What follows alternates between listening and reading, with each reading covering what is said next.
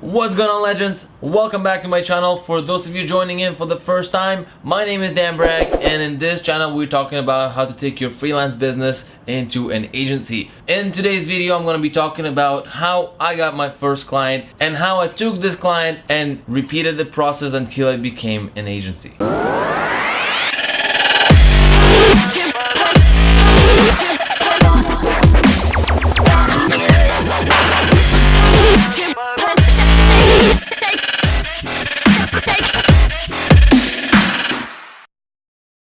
Alright, so whether you are here from our Facebook group, link in the description below, or you just randomly stumble upon our video, great. Make sure you subscribe, like, and share, because in this whole channel I'm going to be covering lots of different topics helping you take your freelance business to the next level. So I want to make sure that if you have questions or any comments that you want to talk about, make sure you drop them below or in our Facebook group. I'm always there. So how did I get my very first client? What did I do and how did I start making money? Back when I started the business, I wasn't sure exactly what to do and how to approach the market at all. I always thought that the market is very competitive with web designers and graphic designers, and I always thought, you know what, like, why would somebody pick me over them? What race to go with? There's so many questions that I had, and there was really nobody that was guiding me in any sort of way. So what was the first thing that I do? Well, I knew that I'm good at making websites, and I also knew that I'm pretty good at graphic design. So I figured, you know what, it's not gonna hurt if I post an ad and see what happens. So in Vancouver, Canada here, Craigslist is pretty big. Wherever you are from, figure out what platform people use a lot to buy, sell, and list their services on. Go to that platform and then just simply list it. Now, in some countries, I know, like for example in London, you use Gumtree. I know there it's paid to post an ad. Here in Vancouver, it's about $5 to post an ad. Wherever you are, if it's between $5 to $100, it's worth it. Post that one ad because you will get business from it. The one client you get for the first time that they call you, of course you need to know how to sell yourself at that point, but let's just say you sold them even for $100. Now you're even. Your time was the only thing that you used, but now you have a piece of portfolio to start working with. So taking back to when I started, I obviously posted that ad, but I did have some portfolio pieces to work with because back in the day I was playing around with a lot of graphics, a lot of websites, a lot of 3D stuff that I was working with. So I took everything I could find from my old folders and junk folders and some backup drives that I had and put it all together in a big folder that I could label later into a full agency. Now, funny thing is, right from the beginning, I portrayed an agency look. I didn't want to go with the freelance mindset because that means people assume cheaper right away, and they already assume that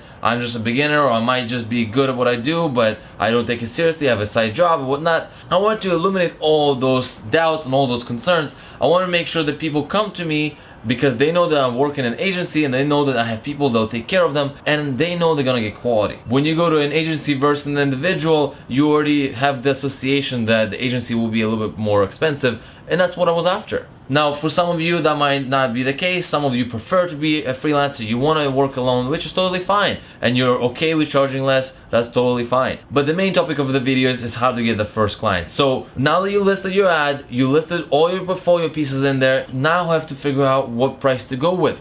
And I know that's usually the hardest part because you don't know whether you should put $100, $500, $1,000, you just don't know.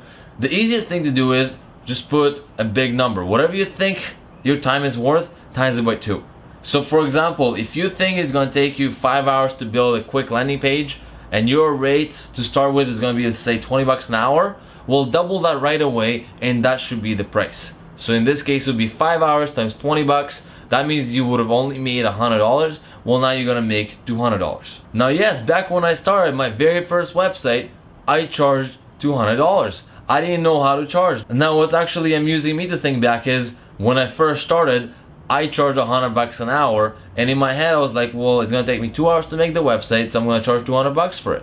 And that's when I realized that I'm not actually charging hourly, I'm just charging flat rates that I want. And I don't think in terms of hours anymore because sometimes the project can take a long time, sometimes it can be very quick. So I base it on a flat rate of what I think I deserve for that project. At that time, $200 seemed like an amazing deal. I took it, I built the website quick, the client was satisfied, and here's my first website portfolio project. Of course, aside from my own website that I built for the company, so to speak, now I have the first client website, and it just kept rolling. Slowly I started to add client after client that will call in. I'll go to meetings, I'll start selling them what I believe was the right rate, what I believe was the right structure to sell a website. And my next meeting, I was shocked myself, was $1,200 for a website. Now, that specific website was quite a project because the client was difficult, kept adding things to it. I didn't have a proper structure to handle it, and I was scared to lose him because he owed me payments, and I was doing anything and bending over backwards just to ensure that he was happy. Here's the thing, that was a learning curve, and that will happen to you as well as a freelancer if you're just starting out. It sometimes is painful, sometimes you're not rewarded exactly how much you should be, but it's slowly going to be improved. As you go to the next project and the next one after, you'll start refining a contract that you have. Feel free to actually take a contract from our Facebook group as well. I posted a sample contract in there so that if you don't have any contracts already, you definitely want to have one, because that's the way to make sure you don't get paid.